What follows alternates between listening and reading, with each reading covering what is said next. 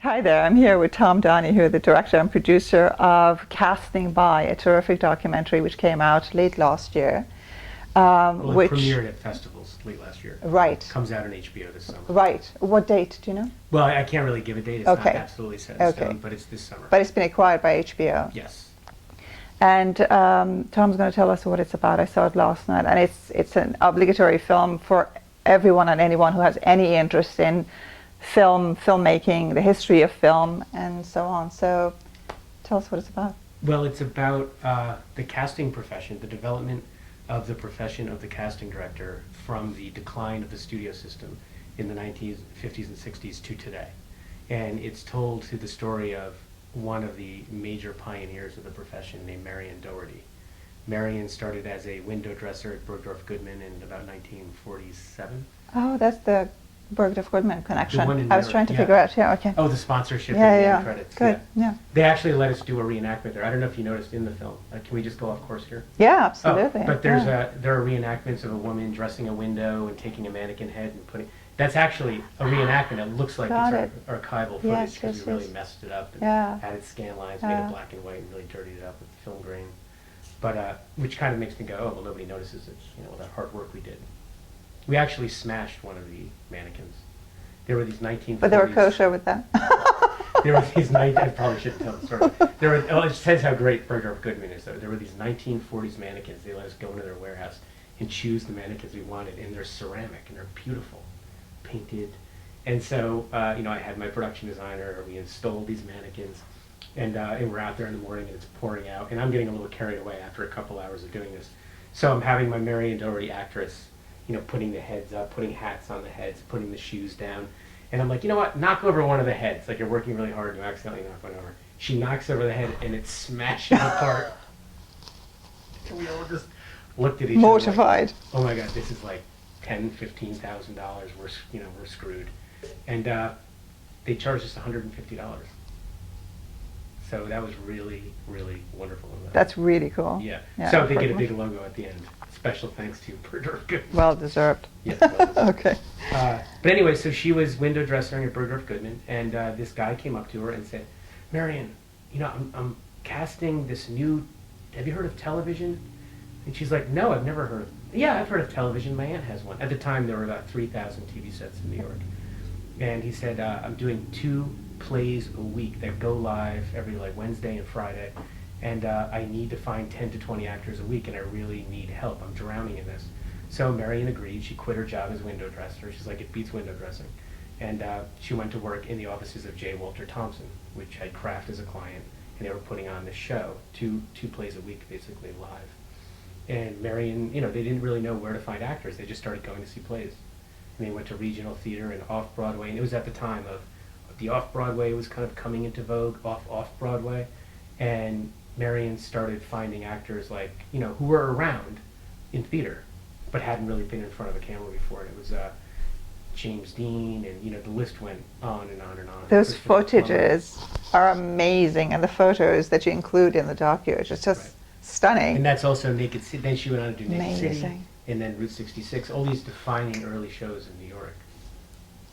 Your hand on it, Jim. Sorry. It's all right. But these defining New York shows were really, a lot of talent found by Marion. There were other casting directors at Marion's level at that time, Alex Gordon, Alan Shane, and they were doing shows like The Defenders. So there were other shows happening. But Marion just seemed to have a knack for finding most of our greatest actors of that period. And also Marion had, and one of the reasons I chose Marion, other than she was kind of the Mozart of casting, Right. had incredible Right. instincts, is that her career spanned so long. Yeah.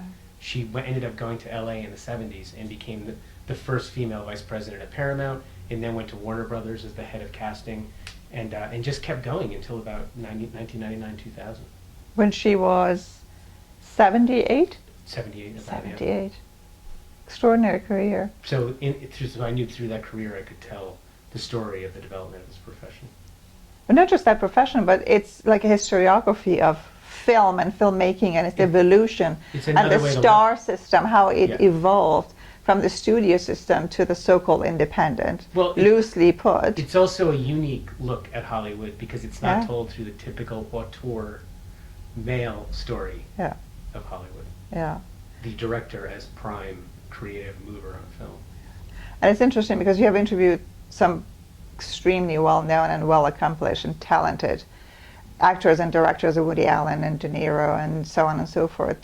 And they all attest to her contribution, to casting directors' contributions to making a film. I think it's Scorsese who says filmmaking is 80%. 90, I Casting? think 95% of directing. 95%. Casting is 95% of directing. Yeah, which is amazing. But she surrounded herself by talented women. Why do you think that was that she chose to work with women mostly, aside from the nurturing factor, which itself is very... Well, that's a big factor. I think one thing Juliet Taylor says is that Marion wanted to create an environment that would be safe, inviting, and nurturing to the male directors that would want to work there, and to the actors who it's very difficult for an actor to come in and do an audition, and they need a place where they can feel safe. And I think Marion felt like these women had a unique ability to kind of create this feeling of safety for the actors. She also would joke to Juliet that, you know, women were the only people I could get to work for me because I couldn't pay very much. So the pay was so low that men never really entered the profession. So I think there's a bunch of reasons, both economic and gender related. And that's why it took so long for the casting by to be credited. I would say As you that's what, point out in the movies, is because, you know, women, they just do not just because they're women though, because a lot of them, a lot of the casting directors in the studio system, the people that were in charge of the employment roles, were a lot of guys who'd come out of World War II. They were male functionaries who just handled the roles. So when you started seeing females, it was much more as the actors became independent and the Marions of the world came out of New York, and that's kind of when that kind of casting director started developing. So it wasn't necessarily females at the time, but what kept it from being a credit is that they originally weren't thought of as a creative role because of the role casting directors had in the studio system. And to this day, as you interview was it the former head of American Directors? The Directors Guild of America. Directors Guild yeah. of America, DGA. I think he's And now they're the still former head. He was the resistant. head when we He was interviewed him. So they're still resistant to giving, say, an Oscar or using they the are, term yes. director. It's like casting by, but not casting director, because director is Right. So that basically, sensitivity to the label of director. yeah, it's not given. The profession in that sense has no name. So Marion and Lynn Stallmaster, my other character in the film, call themselves casting persons. They're casting people. So they don't really have a name for the profession, which I think helps to keep the profession down. Because if you can't name what they do, then they don't have a profession. How did you come up with the idea of... I was having coffee with a casting director, Joanna Colbert, in Los Angeles when I was visiting there in late 2006. Are you based in New York? Yeah. Yeah. And she said, hey, would you know, I know a way we can work together. And I said, oh, how? And she said, there's this woman named Marion Doherty. Have you ever heard of her? And I hadn't. And she said she's this legendary casting director, and she's in her 80s now, and she has amazing stories, and no one has really given her a vehicle to tell her story. And I think it'd be an amazing, at least get an interview with her. So I agreed to do an interview with her. But as I started doing what little research was out there on Marion, it opened a window for me on the profession that had never, a story that had never been told about a profession that was extremely undervalued in Hollywood. And then you began to work with your producer, whom we met last night. Kate Lacey. Actually, it was Kate and Joanna who came up with the idea. Okay. And then I ended up having coffee with Joanna. Right. And then we all banded together, and with my producing partner, Alon Arboleda, and we started to make the film. And in 2008, so in 2007, I interviewed Marion. 2008, Glenn Close was the first star to come in. Others were like, let me see who else you get before I agree. Others said yes, but took Bette Midler 3.5 years to get. Clint Eastwood 2.5 years before he finally got in front of the camera, because Clint Eastwood's making a movie every year. He's very busy. But he did agree to do it immediately. Robert Duvall agreed to do it immediately. So we knew there was And De Niro potential. took a long time. He finally makes 6 movies a year. came in 2011. He was the last interview that we did. Right. And once we had him, we were like, okay, let's finish Wrap it the up. edit and wrap it Yeah. up. Yeah. Amazing amount of material. But then in 2010, we started we got some money, we bought the camera equipment, and we did another 230 interviews. And out of the 230 interviews, There's about 72 to 75 in the film, I think. so are we going to get a DVD extra with... I'm sure there'll be some extras on the Blu-ray, yeah. Look out Should for hope it. so. So some of the people who didn't make it to the final cut, whom when I heard who they were, I Yeah. thought it just breaks your heart. Well, there's a lot of people. There's Morgan Freeman and George Lucas. There's Jennifer Beals and Brooke Shields, and then they're all great interviews, Yeah. just absolutely incredible interviews. But I had to really stick to the spine of the story, which was Marion Doherty, and the B story, which was Lynn Stallmaster, and they kind of work together in the way the stories are woven together. And it was such a tricky balance that if you try to get everybody in, if you get somebody in who's not really part of that story, the whole thing breaks down. So that was the trick. And there were probably another 60 casting directors who also gave great interviews, and I just couldn't find a place for them in the film. I was one of the things that I really admired about film was the discipline for editing it, and it was done by Jill Schweitzer, By my wife, who who's an happens to be your incredible, wife. She's incredible editor. amazing. Yeah, she is. I mean, to go through all that material and to say George Lucas can't do it. I mean, that takes tremendous discipline. And we did an amazing cut, which would hopefully be an extra on the Blu-ray, which is the casting of American Graffiti with Cindy Williams, who's not in the film, Richard Dreyfuss, George Lucas, and Fred Roos, who is a genius casting director, absolutely at the level of Marion Doherty. He cast The Godfather, The Conversation. He produced Lost in Translation. He cast The Outsiders, which is a brilliant cast of young actors who would later become stars. Yeah, she's not here, but I will say that I did ask Jill if she had a musical background, because I think you have to appreciate, you really have to have a deep understanding of harmonies and rhythm, of Yeah. musicality, in order to do really fantastic editing. And she does. She and says she yeah, does. she does. Which And I didn't, yeah. sees things that I don't see. You know, I always say I always get to 80%, and then probably like a lot of people. And then I'm like, okay, we're there. Let's move on. And she will not stop at 80%. She'll go to 90. She'll try to get past 100 if she can. Yeah. And you're still married. We are. Yeah, Amazing. it is. It's a miracle. Touch wood. Nice. What's your next project? It's called Thank You for Your Service, and it's a documentary that examines America and its uneasy relationship to its military veterans since the Revolutionary War, really, and what the issues are with veterans coming out or homecoming. Tremendous, yeah. It's been an amazing, life-changing experience. I've When probably did done you 100 start interviews so working on far. August. that? Oh, okay, so it's Yeah. kind of fresh. Fresh, and I've probably gone to about 16 cities at this point, 100 interviews, and I just with every interview I learn something new. Yeah, I think I mentioned that my brother is a U.S. Army veteran, 100% disabled, and I've been to Army hospitals with him, and they get decent treatment, but by George, I mean, he's been qualified for a good few years, but now with all the veterans coming back from Iraq and Afghanistan and everywhere else that we are, I just can't imagine the types of challenges that the Army and the medical community are facing. Yeah, well, the Veterans Administration mainly.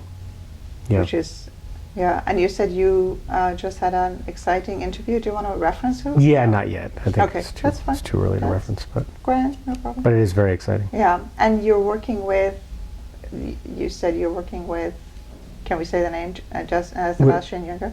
Oh, Sebastian Junger and Carl Marlantis are putting together some legislation that has to do with doing a hearing, or it's a bill in Congress called the Commission on Veterans Care. And the legislation was dreamed up by Sebastian Junger and Carl Marlantis, who wrote an incredible book that came out in 2011, which I recommend everyone to read, called What It's Like to Go to War.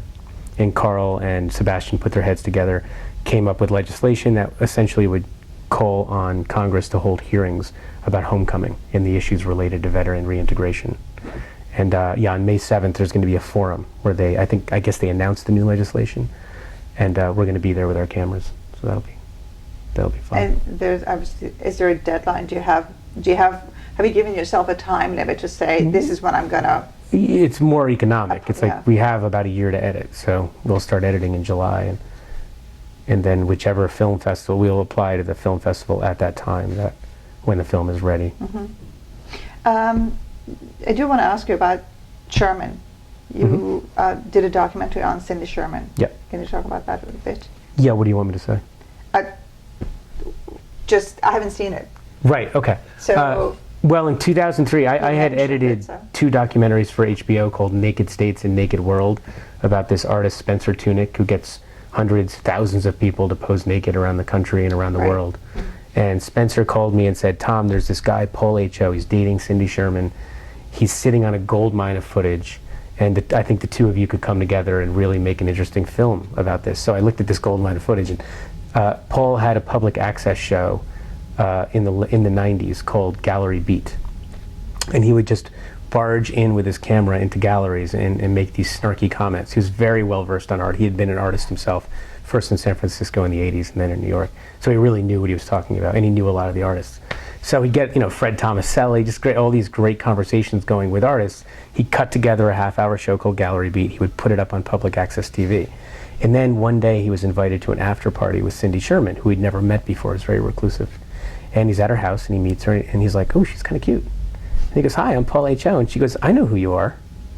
She goes, I watched your show, I'm a big fan. He goes, can I interview you? She goes, sure. 6 months later, he finally gets to interview her in her studio. And over a period of 6 months of taping, they fall in love.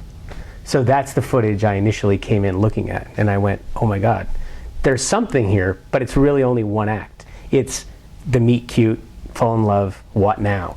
And then Paul invited me to a monologue, which he called Guest of Cindy Sherman. And he invited about 20 friends, including me, Spencer Tunick. And he starts telling the story about a party he went to that Sean Kelly, the curator, had given, A-list party.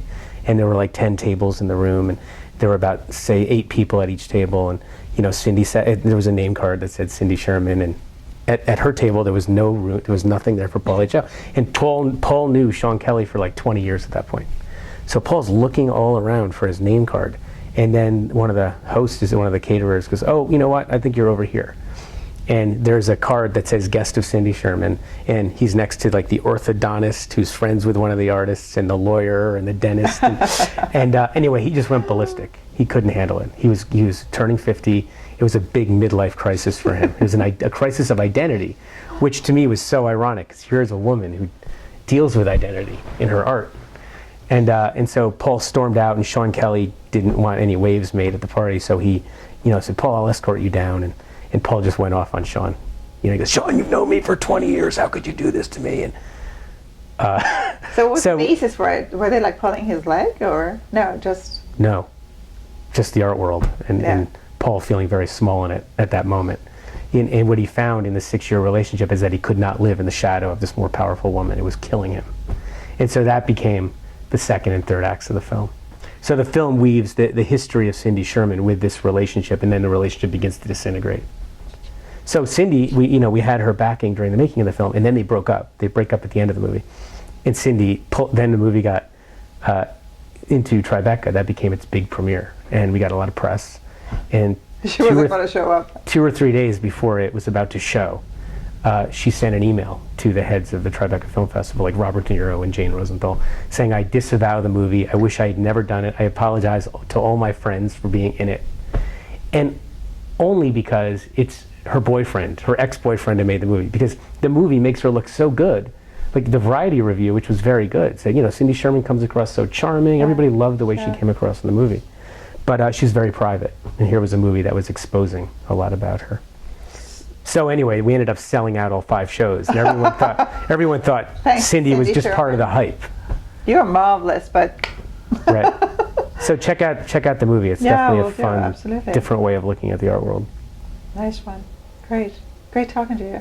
You too. Anything additional? Any projects that you want to? Do you have a Kickstarter? Seems like we all have. I know. I should have a Kickstarter, right? You should. Yeah. So what would be your dream Kickstarter project? Well, we'll probably the Veterans Doc. Why not? Yeah. Kickstart that, because it's being financed by a foundation, and at least matching funds. I guess it could be a tax write-off, right? Is it Kickstarter? Oh, I would think. Yeah, something like that. So that's probably something we'll do in the near future. Yeah. Send me info and I'll share it. Yeah. Okay. I will.